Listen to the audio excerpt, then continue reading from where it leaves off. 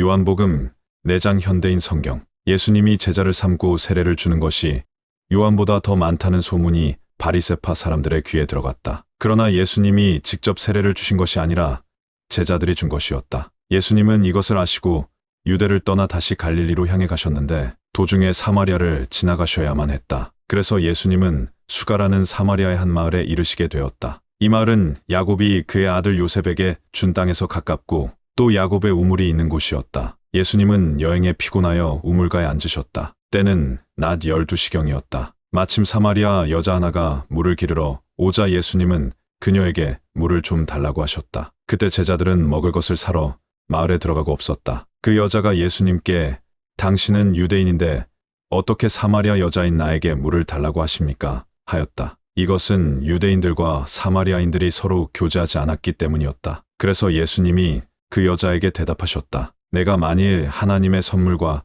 또 물을 좀 달라고 하는 사람이 누군지 알았더라면 내가 그에게 생수를 달라고 했을 것이고 그는 너에게 생수를 주었을 것이다. 선생님, 물 기를 그릇도 없고 이 우물은 깊은데 어디서 그런 생수를 구한단 말씀입니까? 이 우물을 우리에게 준 우리 조상 야곱과 그의 아들들과 가축이 다 이 물을 마셨습니다. 선생님은 야곱보다도 위대하십니까? 이 물을 마시는 사람마다 다시 목마를 것이지만 집사 내가 주는 물을 마시는 사람은 절대로 목마르지 않을 것이다. 참으로 내가 주는 물은 그에게 끊임없이 솟구쳐 나오는 영원한 생명의 샘물이 될 것이다. 선생님, 그런 물을 나에게 주십시오.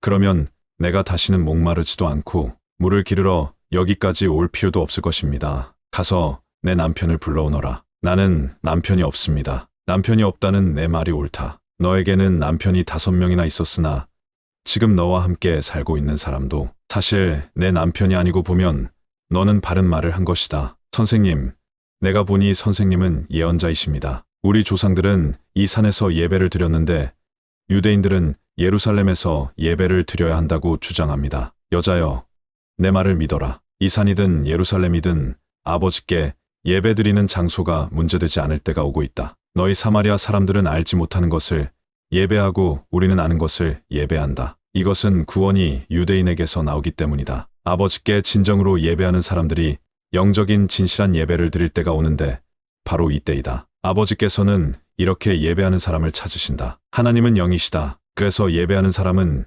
영적인 진실한 예배를 드려야 하는 것이다. 그리스도라는 메시아가 오실 줄을 나는 알고 있습니다. 그분이 오시면 모든 것을 우리에게 설명해 주실 것입니다. 그러자 예수님은 너와 말하고 있는 내가 바로 그 메시아이다 하고 말씀하셨다. 바로 그때 제자들이 돌아와 예수님이 여자와 이야기하시는 것을 보고 이상히 여겼으나 예수님이 무엇을 원하시는지 또 왜 그 여자와 말씀하시는지 아무도 묻지 않았다. 그 여자가 물통을 버려두고 마을로 달려가서 사람들에게 다들 와서 좀 보세요.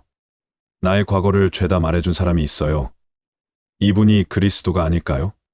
하자 사람들이 마을에서 나와 예수님께 모여들었다. 한편 제자들이 선생님, 좀 잡수십시오 하고 권하자 예수님은 그들에게 내게는 너희가 알지 못하는 양식이 있다 하고 말씀하셨다. 이 말씀을 듣고 제자들은 누가 잡수실 것을 갖다 드렸을까 하고 서로 의아스럽게 생각하였다. 그러자 예수님이 이렇게 말씀하셨다. 내 양식은 나를 보내신 분의 뜻을 실천하고 그분의 일을 완성하는 것이다. 너희는 아직 넉 달이 더 있어야 추수 때가 온다고 하지 않느냐?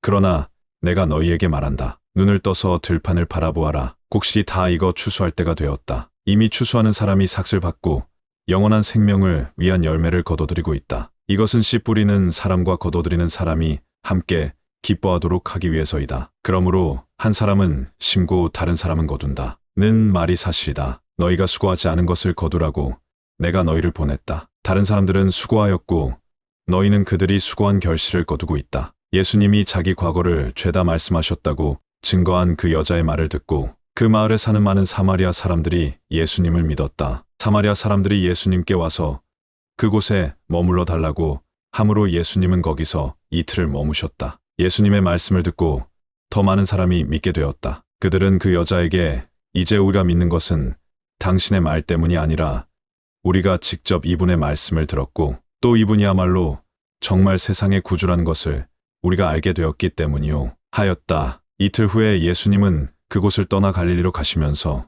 예언자가 자기 고향에서는 존경을 받지 못한다 하고 직접 말씀하셨다. 예수님이 갈릴리에 도착하시자 그곳 사람들은 그분을 반갑게 맞아들였다. 이것은 그들이 명절이 예루살렘에 갔다가 거기서 예수님이 하신 모든 일을 직접 보았기 때문이다. 예수님은 전에 물로 포도주를 만드신 갈릴리 가나로 다시 오셨다. 그곳에는 왕의 신하 한 사람이 있었는데 그의 아들이 가버나움에서 앓고 있었다. 그 신하는 예수님이 유대에서 갈릴리로 오셨다는 말을 듣고 예수님을 찾아가 가버나움으로 와서 다 죽게 된 자기 아들을 살려달라고 애원하였다. 그때 예수님이 그에게 너희가 기적과 신기한 일을 보지 않고는 쉽게 믿지 않을 것이다 하고 말씀하시자 그는 예수님께 주님, 제 아이가 죽기 전에 어서 내려와 주십시오 하고 간청하였다. 그래서 예수님은 돌아가거라. 내 아들은 살았다 하고 말씀하셨다. 그 사람은 예수님의 말씀을 믿고 떠났다. 그는 가는 도중에 종들을 만나 아이가 살았다는 말을 듣고